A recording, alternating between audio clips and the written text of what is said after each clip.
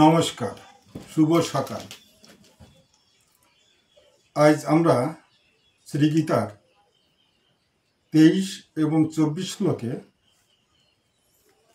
যে কয়েকটি প্রণিধানযোগ্য শব্দ পেয়েছি সেগুলির মধ্যে গুড়াকেশ এই শব্দটার অর্থ বোঝার চেষ্টা করব।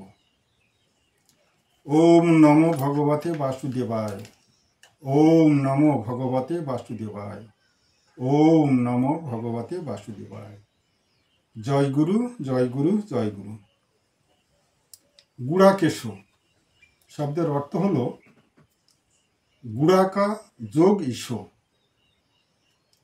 গুড়াকা হল নিদ্রা বা অলসতা, আর ঈশ শব্দের অর্থ হল নিয়ন্তা, অর্থাৎ যিনি অলসতা এবং নিদ্রাকে জয় করেন তিনিই হলেন গুড়াকেশ।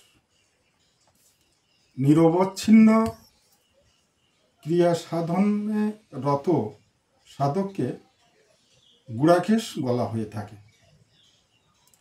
এই গুড়াকেশ অবস্থায় অচ্যুত লাভ হয়। তিনি নিদ্রাজয়ী, যিনি অজ্ঞানজ নিদ্রাকে আয়ত্তে এনে জ্ঞানজ নিদ্রায় উপনীত হতে পারেন। অর্থাৎ নিরবচ্ছিন্নভাবে বিষয় চিন্তা করতে করতে তজ্জনিত অবসন্নতায় অভিভূত হয়ে থাকার নামই হল অজ্ঞানজ নিদ্রা। আর আত্মলক্ষ্য করতে করতে বিষয় বৃত্তি উপে গিয়ে জ্ঞানজ নিদ্রায় বা আত্মজ নিদ্রায় বা সমাধিতে যিনি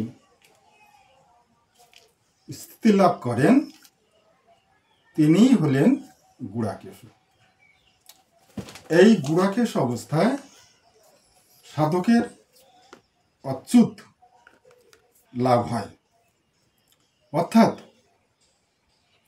এই সময়ে সাধকের মনে কোনো ইচ্ছা জাগরিত হলে সেই ইচ্ছাকে ফলবতী করার জন্য মানস ইন্দ্রিয়গুলিকে নিয়ন্ত্রণের ক্ষমতা সাধক লাভ করে।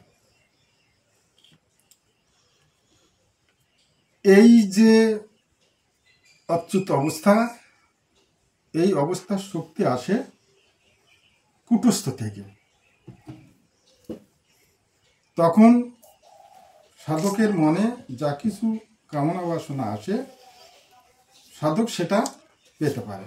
বিষয়টা একটু কঠিন এবং সহজে বোধগম্য না হলেও প্রিয়বান সাধক স্থির বুদ্ধিতে অবলোকন করলে প্রায়শই ধরা পড়ে।